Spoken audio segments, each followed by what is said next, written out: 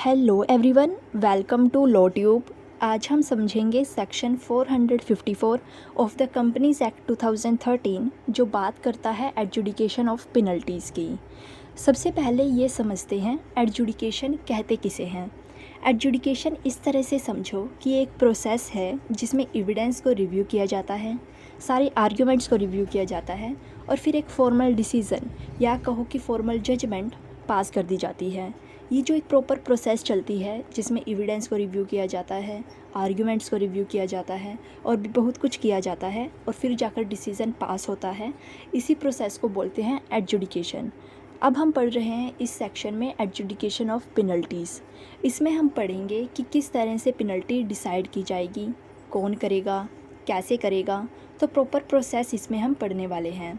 सबसे पहले central government appoint करेगी एडजुडिकेटिंग ऑफिसर को जो पेनल्टी डिसाइड करेगा। अब जो ये एडजुडिकेटिंग ऑफिसर होगा वो रजिस्ट्रार की रैंक से बिलो का नहीं होना चाहिए।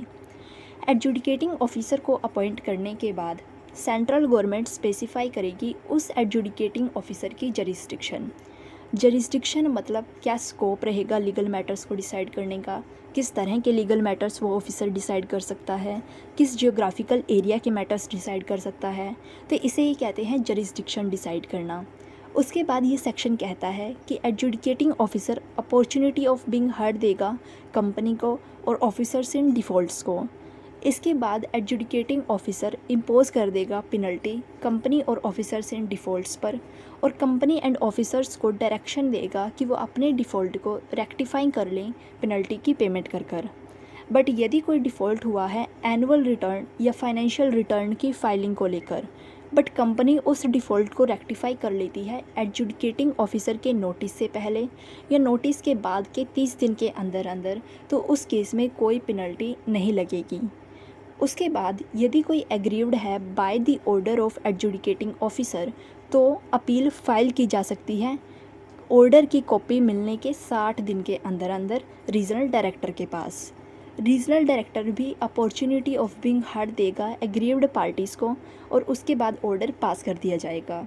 अब रीजनल डायरेक्टर या तो एडजुडिकेटिंग ऑफिसर ने जो ऑर्डर पास किया था उसे ही कंफर्म कर देगा।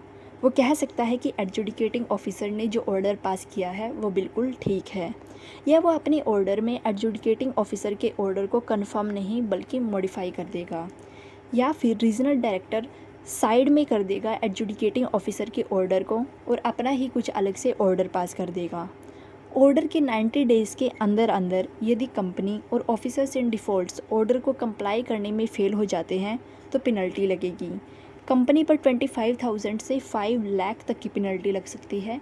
मतलब मिनिमम 25,000 तो लगेगी ही, पर ये मैक्सिमम कहाँ तक जा सकती है, 5 लाख रुपीज़ तक जा सकती है।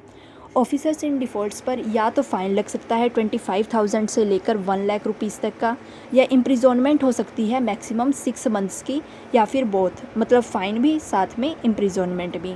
तो ये था section 454 of the companies act 2013 जो कि बात करता था एडजुडिकेशन ऑफ पेनल्टीज़ की।